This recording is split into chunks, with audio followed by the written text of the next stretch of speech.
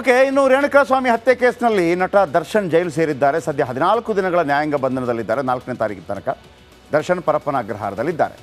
ಈ ವೇಳೆ ನಟಿ ಪವಿತ್ರಾ ಗೌಡ ಅವರನ್ನು ಭೇಟಿ ಮಾಡಿದ್ದಾರೆ. ಅರೆ, ಮೊನ್ನೆಯಿಂದ ಭೇಟಿ ಇಲ್ಲ ಅಂತ ಹೇಳ್ತಾ ಇದ್ರೆ ಹೆಂಗೆ ಭೇಟಿಯಾದರು? ಹೆಂಡತಿಗೆ ಮಾತ್ರ ಅಲ್ವಾ ಭೇಟಿ ಆಗೋದಕ್ಕೆ ಅವಕಾಶ? ನೀವೇ ಹೇಳ್ತಾ ಇದ್ರಲ್ವ ಅಂತ ನೀವು ನಮ್ಮನ್ನು ಕೇಳ್ಬೋದಲ್ವಾ? ಭೇಟಿ ಆಗೋದಕ್ಕೆ ಅವಕಾಶನೇ ಇಲ್ಲ. ಹೆಂಡತಿಗಾದರೆ ವಾರಕ್ಕೊಮ್ಮೆ ಅವಕಾಶ. ನೀವು ಹೆಂಗೆ ಭೇಟಿಯಾದರು? ಏನು ಸುಳ್ಳು ಹೇಳ್ತಾ ಇದ್ದೀರಾ ಅಂತ ನೀವು ಕೇಳ್ಬೋದು. ಪ್ರತಿದಿನ ದರ್ಶನ್ ಆ್ಯಂಡ್ ಟೀಮ್ ಸದಸ್ಯರಿಗೆ ಜೈಲಿನ ಆಸ್ಪತ್ರೆಯಲ್ಲಿ ಇನ್ಸುಲಿನ್ ಕೊಡಿಸಲಾಗುತ್ತೆ. ಓಕೆ, ಎಲ್ಲ ಚೆಕ್ ಮಾಡ್ತಾರೆ. ಆದರೆ ದರ್ಶನ್ಗೆ ಇನ್ಸುಲಿನ್ ಕೊಡಿಸುವ ವೇಳೆ ಆಸ್ಪತ್ರೆಯಲ್ಲಿ ನಿನ್ನೆ ದರ್ಶನ್ ಮತ್ತು ಪವಿತ್ರ ಗೌಡ ಭೇಟಿ ಮಾಡಿದ್ದಾರೆ. ಅಂದರೆ ಇಬ್ಬರು ಕೂಡ ಇನ್ಸುಲಿನ್ ಕೊಡೋ ಸಂದರ್ಭದಲ್ಲಿ ಆಸ್ಪತ್ರೆಯಲ್ಲಿ ಇಬ್ಬರು ಮುಖಾಮುಖಿ ಭೇಟಿಯಾಗಿದ್ದಾರೆ. ಒಂದು 10 ನಿಮಿಷ ಮಾತಾಡಿದ್ರಂತೆ. ಯಾವುದು ಆಗಬಾರ್ದು ಅಂತ ಪವಿತ್ರ ಗೌಡ ಮತ್ತು ದರ್ಶನ್ ಭೇಟಿ ಆಗಬಾರ್ದು ಅಂತೇಳಿ ವಿಜಯಲಕ್ಷ್ಮಿ ಅಂದ್ಕೋತಾ ಇದ್ರು, ಅದೇ ಆಗಿಬಿಟ್ಟಿದೆ. ಏನಾಗಿದೆ ಬನ್ನಿ, ಇದರ ಬಗ್ಗೆ ಕೆಲವು ಮಾಹಿತಿ ಕೊಡ್ತೀನಿ. ಬಹಳ ದಿನಗಳ ನಂತರ ದರ್ಶನ್ ಮತ್ತು ಪವಿತ್ರ ಭೇಟಿಯಾಗಿದ್ದಾರೆ. ಪತ್ನಿ ವಿಜಯಲಕ್ಷ್ಮಿ ಭಯ ಕೊನೆಗೂ ಸತ್ಯವಾಗಿದೆ. ದರ್ಶನ್ ಪವಿತ್ರ ಭೇಟಿಗೆ ಅವಕಾಶ ಕೊಡಬೇಡಿ ಅಂಥೇಳಿ ತಮ್ಮ ಪರಿಚಯಸ್ಥ ಅಧಿಕಾರಿಗಳಿಗೆ ಕರೆ ಮಾಡಿದ್ರಂತೆ ವಿಜಯಲಕ್ಷ್ಮಿ. ಹಾಗೇನೇ ಕಾನೂನಲ್ಲಿ ಕೂಡ ಅವಕಾಶ ಇಲ್ಲ. ಪತ್ನಿಗೆ ಮಾತ್ರ ವಾರಕ್ಕೊಮ್ಮೆ, ಪತ್ನಿಯಾಗಿದ್ದರೆ ಮಾತ್ರ ಗಂಡ ಹೆಂಡತಿ ಇಬ್ಬರು ಸೇರೋದಕ್ಕೆ ಅಥವಾ ಭೇಟಿ ಆಗೋದಕ್ಕೆ ಅವಕಾಶ ಇರುತ್ತೆ. ಇವರು ಪತ್ನಿ ಅಂತೇಳಿ ಅಧಿಕೃತವಾಗಿ ಒಪ್ಕೊಂಡಿಲ್ಲ, ಸೊ ಹಾಗಾಗಿ ಅದು ಅವಕಾಶ ಇರೋದಿಲ್ಲ. ಅಧಿಕಾರಿಗಳಿಗೆ ಮನವಿ ಮಾಡಿದ್ರು ದರ್ಶನ್ ಪತ್ನಿ. ಆದರೆ ವಿಜಯಲಕ್ಷ್ಮಿ ಅಂದುಕೊಂಡಂತೆ ಆಗಿದೆ. ಕೊನೆಗೂ ಜೈಲಲ್ಲಿ ದರ್ಶನ್ ಮತ್ತು ಪವಿತ್ರ ಗೌಡ ಭೇಟಿಯಾಗಿದ್ದಾರೆ. ಇನ್ಸುಲಿನ್ ಪಡೆಯಲು ಬಂದಾಗ ಇಬ್ಬರ ಮುಖಾಮುಖಿಯಾಗಿದೆ, ಇಬ್ಬರ ಭೇಟಿಯಾಗಿದೆ. ದರ್ಶನ್ ಪವಿತ್ರ 10 ನಿಮಿಷಗಳ ಕಾಲ ಮಾತುಕತೆ ನಡೆಸಿದ್ರಂತೆ. ದರ್ಶನ್ ಬಳಿ ಎಲ್ಲ ಕಷ್ಟ ವಿವರಿಸಿದ್ದಾರಂತೆ ಪವಿತ್ರ ಗೌಡ. ಏನಾಗ್ತಾ ಇದೆ ಎಲ್ಲವೂ ಕೂಡ ಈ ಸಂದರ್ಭದಲ್ಲಿ ದರ್ಶನ್ ಹೇಳಿದ್ರಂತೆ, ಡೋಂಟ್ ವರಿ, ಚಿಂತೆ ಬಿಡು, ಎಲ್ಲ ಸರಿ ಹೋಗುತ್ತೆ. ಯಾರಾದರೂ ಅದನ್ನೇ ಹೇಳ್ತಾರೆ, ಬೇರೆ ಏನು ಹೇಳೋಕ್ಕಾಗೋದಿಲ್ಲ, ಅದನ್ನು ಹೇಳಬೇಕಾಗತ್ತೆ, ಸಮಾಧಾನ ಮಾಡಬೇಕಾಗತ್ತೆ.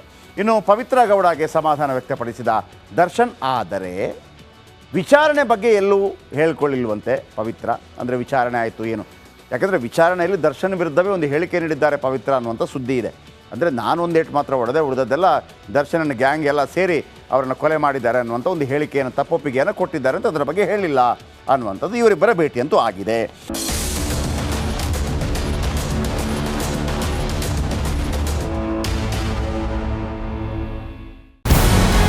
ನಮಸ್ಕಾರ, ಕರ್ನಾಟಕ ಪ್ರೈಮ್ ಟೈಮ್ಗೆ ಸ್ವಾಗತ.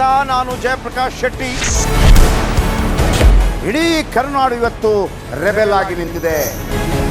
ಈ ಹಗರಣಗಳನ್ನು ಸದನದಲ್ಲಿ ಪ್ರಸ್ತಾಪ ಮಾಡಲು ಕೂಡ ಕಾಂಗ್ರೆಸ್ ಹಿಂದೇಟು ಹಾಕಿದ್ದೇಕೆ? ನಿಮ್ಗೆ ಸಂಬಳ ಅದಕ್ಕೆ, ನಿಮಗೆ ವಾಹನ ಅದಕ್ಕೆ, ನಿಮಗೆ ವೆಪನ್ ಅದಕ್ಕೆ, ನೀವು ಅದನ್ನು ಸೆರೆ ಹಿಡಿಬೇಕಾಗಿತ್ತು. ನೀವು ವಿದ್ಯುತ್ ಬರ ಇದೆ ಅಂತ ಹೇಳ್ತಾ ಇದ್ದೀರಿ, ಎಲ್ಲಿ ಬರ ಇದೆ ನೀವು ಹೇಳಬೇಕು. ಪಾಕಿಸ್ತಾನ್ ಆಕ್ಯುಪೈಡ್ ಕಾಶ್ಮೀರ್ ಅದು ಎಂದೆಂದಿಗೂ ನಮ್ಮದು.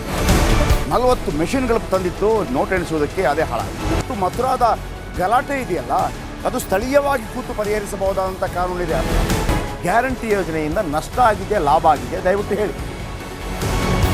Dawood Ibrahim most wanted criminal ಯಾವಾಗಾದ ಅಂದರೆ ಇಲ್ಲಿ ತನಕ ಭಾರತ ದೇಶದಲ್ಲಿ ಓರ್ವ ದಲಿತ ಪ್ರಧಾನಿಯಾದಂಥ ಇತಿಹಾಸವೇ ಇಲ್ಲ.